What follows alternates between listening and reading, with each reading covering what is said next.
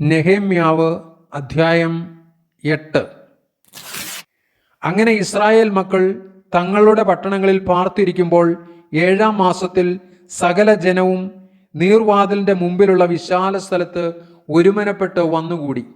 യഹോവ ഇസ്രായേലിന് കൽപ്പിച്ചു കൊടുത്ത മോശയുടെ ന്യായപ്രമാണ പുസ്തകം കൊണ്ടുവരുവാൻ യെസ്രാ ശാസ്ത്രിയോട് പറഞ്ഞു.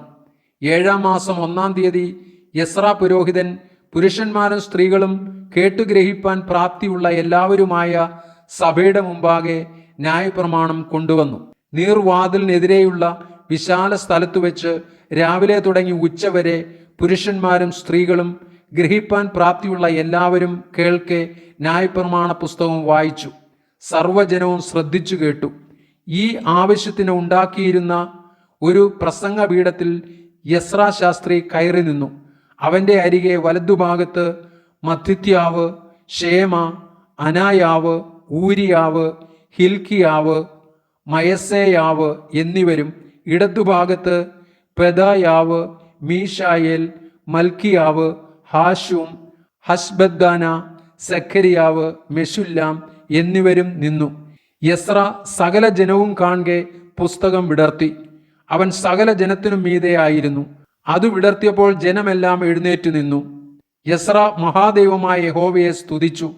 ജനമൊക്കെയും കൈ ഉയർത്തി ആമേൻ ആമേൻ എന്ന് പ്രതിവചനം പറഞ്ഞു വണങ്ങി സാഷ്ടാംഗം വീണ യഹോവയെ നമസ്കരിച്ചു.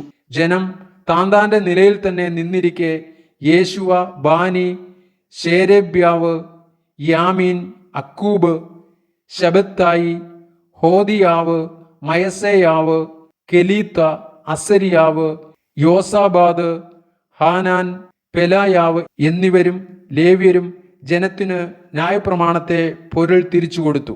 ഇങ്ങനെ അവർ ദൈവത്തിന്റെ ന്യായപ്രമാണ പുസ്തകം തെളിവായി വായിച്ചു കേൾപ്പിക്കുകയും വായിച്ചത് ഗ്രഹിപ്പാൻ തക്കവണ്ണം അർത്ഥം പറഞ്ഞു കൊടുക്കുകയും ചെയ്തു. ദേശാധിപതിയായ നെഹെമ്യാവും ശാസ്ത്രിയായ യെസ്രാ പുരോഹിതനും ജനത്തെ ഉപദേശിച്ചു പോന്ന ലേവ്യരും സകല ജനത്തോടും, ഈ ദിവസം നിങ്ങളുടെ ദൈവമായ യഹോവയ്ക്ക് വിശുദ്ധമാകുന്നു. നിങ്ങൾ ദുഃഖിക്കരുത്, കരയുകയും അരുത് എന്ന് പറഞ്ഞു. ജനമെല്ലാം ന്യായപ്രമാണ വാക്യങ്ങളെ കേട്ടപ്പോൾ കരഞ്ഞുപോയിരുന്നു. അനന്തരം അവൻ അവരോട്, നിങ്ങൾ ചെന്ന് മൃഷ്ടാന്ന ഭോജനവും മധുരപാനീയവും കഴിച്ച് തങ്ങൾക്കായി വട്ടം കൂട്ടിയിട്ടില്ലാത്തവർക്ക് പകർച്ച കൊടുത്തയപ്പീൻ. ഈ ദിവസം നമ്മുടെ കർത്താവിന് വിശുദ്ധമാകുന്നു. നിങ്ങൾ ദുഃഖിക്കരുത്. യഹോവയെങ്കിലെ സന്തോഷം നിങ്ങളുടെ ബലമാകുന്നുവല്ലോ എന്ന് പറഞ്ഞു. ഔവണ്ണം ലേവ്യരും, നിങ്ങൾ മിണ്ടാതിരിപ്പിൻ, ഈ ദിവസം വിശുദ്ധമല്ലോ, നിങ്ങൾ ദുഃഖിക്കരുതേ എന്ന് പറഞ്ഞ് സർവ്വജനത്തെയും സാവധാനപ്പെടുത്തി. തങ്ങളോട് പറഞ്ഞ വചനം ബോധ്യമായതുകൊണ്ട് ജനമെല്ലാം പോയി തിന്നുകയും കുടിക്കുകയും പകർച്ച കൊടുത്തയക്കുകയും അത്യന്തം സന്തോഷിക്കുകയും ചെയ്തു. പിറ്റന്നാൾ സകല ജനത്തിൻ്റെയും പിതൃഭവന തലവന്മാരും പുരോഹിതന്മാരും ലേവ്യരും ന്യായപ്രമാണ വാക്യങ്ങളെ കേൾക്കേണ്ടതിന് യെസ്രാ ശാസ്ത്രിയുടെ അടുക്കൽ ഒന്നിച്ചുകൂടി.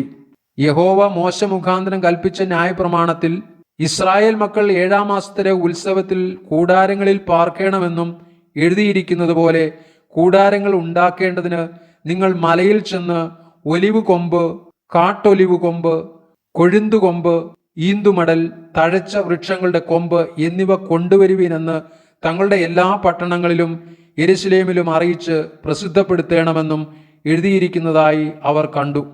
അങ്ങനെ ജനം ചെന്ന് ഓരോരുത്തൻ താന്താന്റെ വീടിന്റെ മുകളിലും മുറ്റത്തും ദേവാലയത്തിന്റെ പ്രാകാരങ്ങളിലും നീർവാതിൽക്കലെ വിശാല സ്ഥലത്തും എഫ്രൈം വാതിൽക്കലെ വിശാല സ്ഥലത്തും കൂടാരങ്ങൾ ഉണ്ടാക്കി.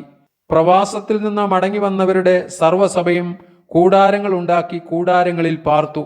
നൂന്റെ മകനായ യോശുവയുടെ കാലം മുതൽ അന്നുവരെ ഇസ്രായേൽ മക്കൾ അങ്ങനെ ചെയ്യാതിരുന്നതുകൊണ്ട് അന്ന് ഏറ്റവും വലിയ സന്തോഷമുണ്ടായി.